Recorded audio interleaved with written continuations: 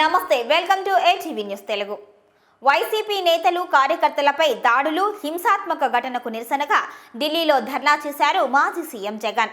ఈ కార్యక్రమానికి ముందు కొద్దిసేపటి వరకు ఇది కేవలం ధర్నానే అనుకున్నారు అంతా.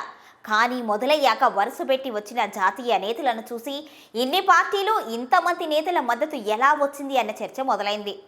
వైసీపీ కూడా వీళ్ళంతా వస్తారు అని ఎక్కడా చెప్పలేదు, ప్రచారం చేసుకోలేదు.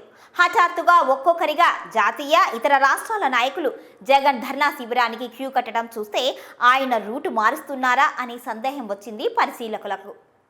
ఇండియా కూటమిలో ఉన్న కాంగ్రెస్ మినహా మిగతా పెద్ద పార్టీలు జగన్కు మద్దతు పలికాయి. టీఎంసీ, డీఎంకే, ఎస్పీ, ఆప్ వంటి డజన్కు పైగా పార్టీలు ధర్నాకు మద్దతు పలికాయి. సమాజ్వాదీ పార్టీ అధినేత అఖిలేష్ యాదవ్ స్వయంగా కార్యక్రమానికి వచ్చారు. మిగిలిన పార్టీలు తమ ప్రతినిధులను పంపి సంఘీభావం ప్రకటించాయి. ఇదంతా చూస్తున్న వాళ్లకు మాత్రం జగన్ ఇండియా కూటమికి దగ్గర అవుతున్నారు అన్న సందేహం కలుగుతోందట. వాస్తవంగా బీజేపీతో పొత్తు లేదనే కానీ జగన్కు ఆ పార్టీ అగ్రనేతలతో పూర్తిగా సత్సంబంధాలు ఉన్నాయి.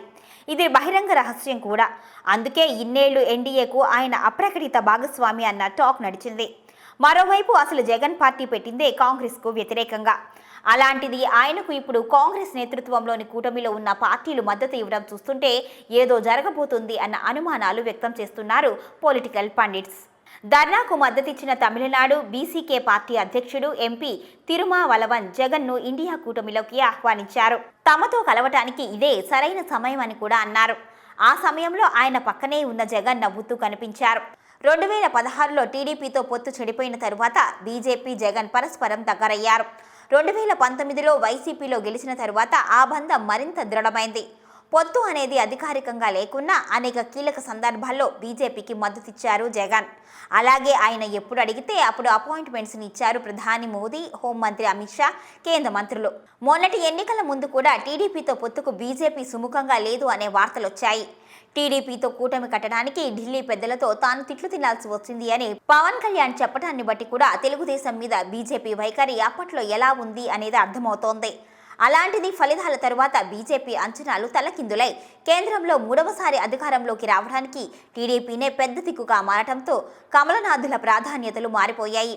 జగన్కు దూరంగా ఉండాల్సిన అనివార్యత ఏర్పడింది. ధర్నా కోసం ఢిల్లీ వెళ్లిన మాజీ సీఎం పనిలో పనిగా ప్రధానికి కూడా కంప్లైంట్ చేయాలి అన్న ఉద్దేశంతో అపాయింట్మెంట్ అడిగారు. కానీ మోడీ నుంచి పిలుపు రాలేదు. బీజేపీ కూడా ఇంతకు ముందులా జగన్ను చేరదీసే అవకాశం లేదు అన్న వాదన బలపడుతోంది. వైసీపీకి బద్ధ శత్రువులైన టీడీపీ, జనసేనలను పక్కన పెట్టుకొని జగన్కు మద్దతిస్తే పరిస్థితి ఇంకోలా ఉంటుంది అన్న అభిప్రాయం కాషాయ పెద్దల్లో ఉన్నట్లుగా తేలింది. అందుకే ప్రస్తుతానికి బీజేపీ వైపు నుంచి చేయూత ఏది దొరకనట్టే అనిపించింది. రాజకీయంగా జగన్ ప్రత్యామ్నాయాల వైపు చూడాల్సిందే అనేది ఆయన సన్నిహితుల అభిప్రాయంగా తెలుస్తోంది. అదే సమయంలో కాంగ్రెస్ మీద గతంలో ఉన్న కోపం మాజీ సీఎంకు ఇప్పుడు లేనట్లుగా కనిపిస్తోంది. ప్రత్యేక హోదా ఇస్తే కాంగ్రెస్కైనా మద్దతు ఇస్తాము అని గతంలో ప్రకటించారు ఆయన. ఈ పరిస్థితుల్లో ఎన్డీఏ కూటమికి గట్టిగా పోటీ ఇస్తున్న ఇండియా కూటమి తాజాగా జగన్కు మద్దతుగా నిలిచింది. రాబోయే రోజుల్లో రాష్ట్రంలో పార్టీ నిలదొక్కుకోవాలి అన్నా, ఇక్కడ జరిగే వ్యవహారాలను ధీటుగా ఎదుర్కోవాలి అన్నా జాతీయ స్థాయిలో మద్దతు కావాలనే వారు వైసీపీలో కనిపిస్తున్నారు. వైసీపీకి రాజ్యసభలో 11 మంది ఎంపీలు ఉన్నారు. ఎన్డీఏకి పూర్తి ఆధిక్యత లేని రాజ్యసభలో జగన్ అవసరం ఇండియా కూటమికి కీలకమవుతోంది. ఒక రకంగా ఇది ఆయన చేతిలో ఉన్న ఆయుధమే. వాస్తవానికి విపక్ష నేతలు కూటమి కట్టేటప్పుడు అన్ని రాష్ట్రాల నుంచి పార్టీలను ఆహ్వానించారు, కానీ ఏపీ నుంచి జగన్ను మాత్రం సంప్రదించలేదు. కానీ ఇప్పుడు ఒకరికి ఒకరు సహకరించుకోక తప్పని పరిస్థితి అయింది అన్న అభిప్రాయం బలపడుతోంది. మరి జగన్ నెక్స్ట్ స్టెప్ ఎటువైపు వేస్తారు, ఏం చేస్తారు అనేది ఆసక్తికరంగా మారింది. అయితే ఇప్పటికిప్పుడు ఆయన ఒక నిర్ణయం తీసుకునే అవకాశం లేదు అన్న మాటలు సైతం వినిపిస్తున్నాయి. ప్రస్తుతానికి ఒక అడుగైతే పడింది. చివరికి అది ఎటువైపు వెళుతుందో వేచి చూడాలి అంటున్నారు పరిశీలకులు. ఇటువంటి మరెన్నో న్యూస్ అప్డేట్స్ కోసం ఏటీవీ న్యూస్ తెలుగుని సబ్స్క్రైబ్ చేయండి, లైక్ చేయండి, షేర్ చేయండి. మీ అభిప్రాయాన్ని కామెంట్ చేయండి.